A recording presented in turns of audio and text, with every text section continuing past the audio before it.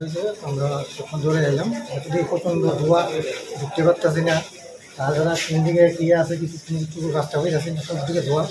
এবার গ্লাস ভেঙে ঢুকে জল তুলছিলাম মেন এসিটার থেকে, যেটা একটা এসি ছিল এসিটার থেকে পুরোটা রুম পুরা মানে হিট, প্রচণ্ড হিট ঢুকাই যাচ্ছে। জল দিয়ে অনেকক্ষণ পরে এরপরে ভিতর দিকে গ্লাস ভাঙা হয়েছে।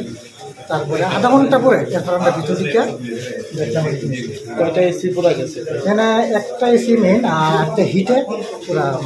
পেশেন্ট কি পেশেন্ট ছিল না, আমরা এখানে মানে যারা ওয়ার্ড মাস্টার আছে তারা বলতে পারবো।